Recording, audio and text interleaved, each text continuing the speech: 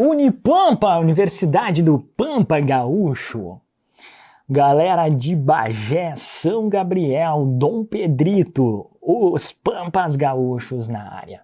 A DLPA deve indicar o montante do dividendo por ação do capital social e pode ser incluída na DMPL, caso esta venha a ser elaborada e publicada.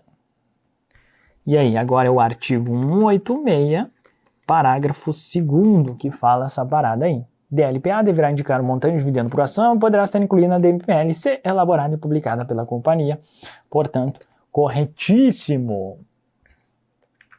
Ministério do Desenvolvimento, Indústria e Comércio, MDIC. Excelente cargo, né? Analista de Comércio Exterior. O fato de o aumento da inadimplência em razão do aperto no crédito fazer com que uma empresa reestime as perdas prováveis para efeito de cálculo da provisão para créditos de liquidação duvidosa, elevando seu percentual de 3% para 10%, caracteriza mudança de critério contábil, com quebra de consistência e constitui ajuste de exercícios anteriores que deve ser representado na DLPA. E aí, pessoal? Bacana, né, cara? Muito top essa questão.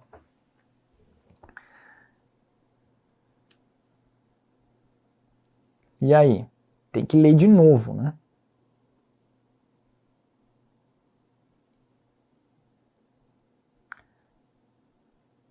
Caraca, isso aqui, eu tô vendo aqui, pessoal, essa questão, ela é problemática, cara. Sabe por quê? Pelo seguinte, vamos lá, mas é importante, cara, vamos discutir. Gabarito oficial. Errado. Por quê? Vamos lá. O fato do aumento da inadimplência em razão do aperto no crédito fazer com que uma empresa reestime as perdas prováveis para efeito do cálculo de provisão para crédito de liquidação duvidosa, levando seu percentual de 3% para 10%, caracteriza mudança de critério contábil. Pessoal, isso aqui é mudança, né, de estimativa, né? Mudança na estimativa. Então foi isso que o examinador marcou como errado aqui. Mudança de estimativa contábil. Com quebra de consistência, constitui ajustes de exercícios anteriores, que deve ser representado na DLPA. Só que o que acontece, pessoal? Isso aqui é uma questãozinha de 2008, entendeu? Uma questãozinha de 2008. Fechou todas? Então, cara,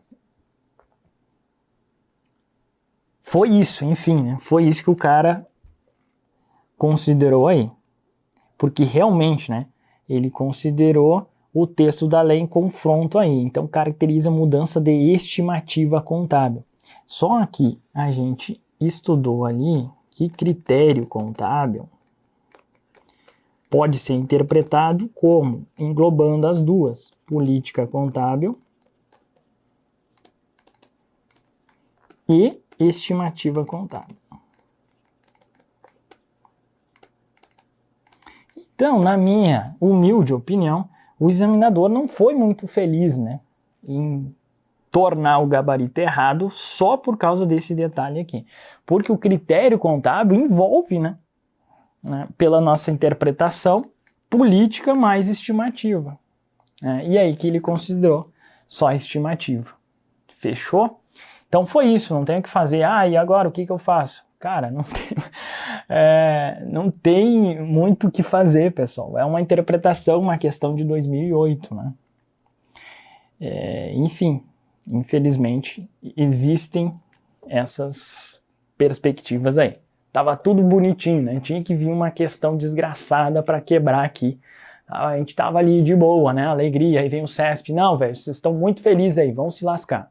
Aí, puf, põe isso aqui. Mas enfim, faz parte da vida aqui, não tem muito o que discutir. Hoje nós entraríamos com um recurso aqui fácil nesse negócio aqui, tá? Mas é complicado realmente. Que eu faria, né, para não ficar em cima do muro aqui? Como a gente tem essa questão, a gente vai usar essa questão como argumento. Então vai que apareça de novo, né, uma mudança de reestimativa ali. E o cara, tipo, algo muito próximo disso aqui, a gente vai marcar errado. Por quê? Porque a gente vai seguir o que a gente chama de jurisprudência, né? Até porque eu desconheço alguma local em que tenha esse contraponto de critério se envolve política e estimativa. Eu desconheço. Tá? Se vocês aí souberem de alguma coisa, manda pra gente aqui, que aí a gente vai inclusive fazer um adendo lá no PDF. Fechou? E aí você nos ajuda aqui, cara, porque eu acho que, pelo menos até hoje, eu não li nada a respeito.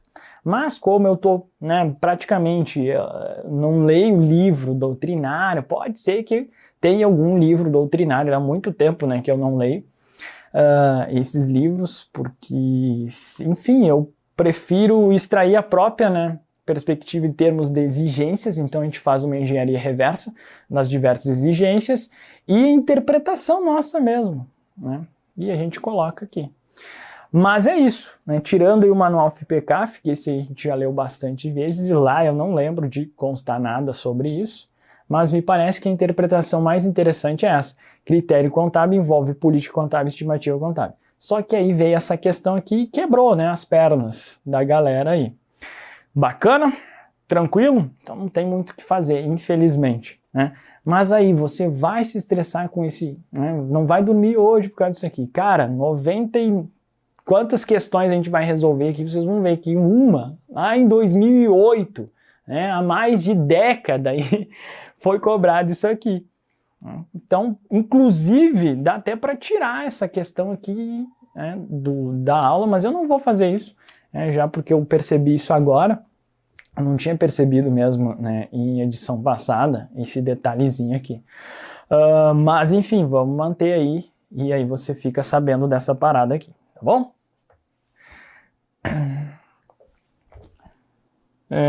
Que deve ser representado, Então, o fato do aumento da inadimplência, em razão, realmente isso aí é uma estimativa contábil, Mudou aqui, de 3 para 10, com quebra de consistência, constitui ajuste de exercício que deve ser representado na DLPA. Então, foi isso. Se tivesse estimativa aqui, aí não tinha o que ele falar e estaria correto. Agora, como critério contábil, a gente poderia, argumentar que na lei fala critério contábil, mas no CPC 23 ele trata política contábil e estimativa contábil. E me parece ser muito razoável que critério contábil significa ou um ou outro aqui. E aí a gente argumentaria nesse sentido, mas não tem muito que a gente fazer nesse caso, tá bom? Simbora, vamos para a próxima questão. TRT 10/2013, saldo anterior, lucro líquido, reservas, todas as distribuições, porque está entre parênteses aqui, então isso significa que está diminuindo. Isso aqui às vezes é um detalhe bobo, pessoal. Por que eu sempre gosto de colocar entre parênteses? Porque, cara, quando está entre parênteses significa que está diminuindo alguma coisa. Nesse caso, está diminuindo o lucro ali.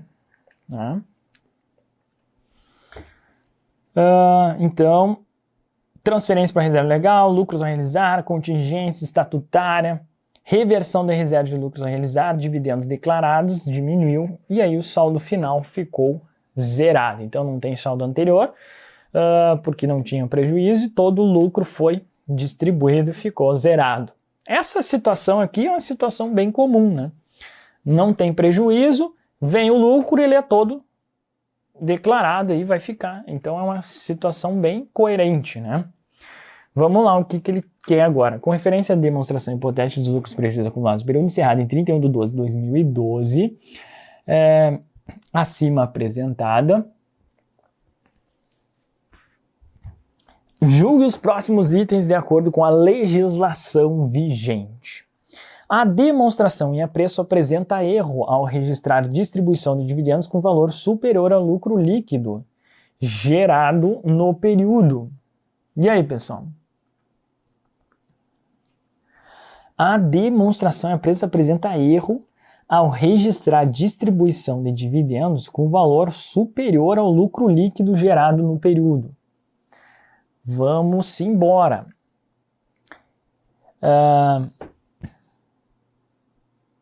É interessante, CESP é fogo, cara? Bom, o gabarito tá errado. Agora vamos tentar entender essa jogada aqui. Então, o que fala lá? Nós temos, falou em dividendos, é o artigo 202. No artigo 202, parágrafo 1º, né? A Lei 6404 fala que o estatuto pode estabelecer dividendo como percentagem do lucro ou do capital social, ou fixar outros critérios. Então, percentual do lucro ou do capital social, ou ainda ele fala assim, ó, ou fixar outros critérios,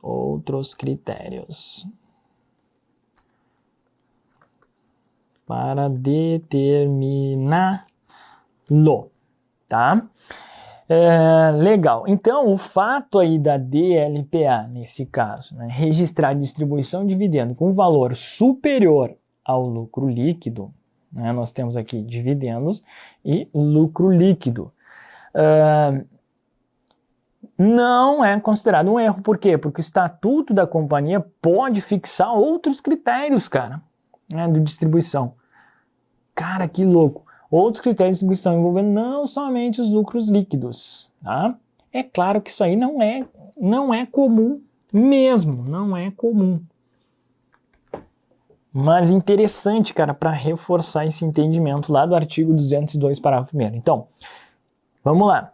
O estatuto pode estabelecer o dividendo como percentagem do lucro, do capital social ou fixar outros critérios para determiná-lo. Então, está lá no artigo 202. Que questão sinistra, cara.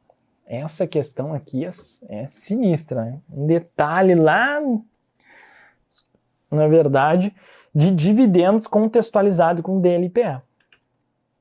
Então, a demonstração apresenta erro ao registrar a distribuição de dividendos com valor superior. Sim, porque daí a pessoa...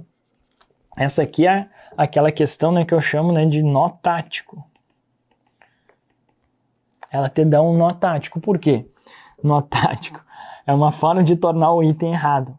Porque em sã consciência, geralmente, questões de dividendos, a gente faz percentual, né, sobre o lucro. Tanto é que a base de cálculo dos dividendos, a gente fala, né, cara, que é o quê? O lucro líquido ajustado. Por quê? Porque 99,999% vai usar o percentual do lucro. Então não é muito comum essa utilização do capital social fixar outros critérios. Tá? Então principalmente para concurso. Aqui eu estou falando para concurso. Até na prática eu não sei como funciona. Mas para concurso, cara, é muito difícil. Isso aqui, quando é cobrado, é cobrar na literalidade, o artigo 202, parágrafo 1º. Agora, nesse contexto aqui, fazia um tempo que eu não via, né? Muito boa a questãozinha.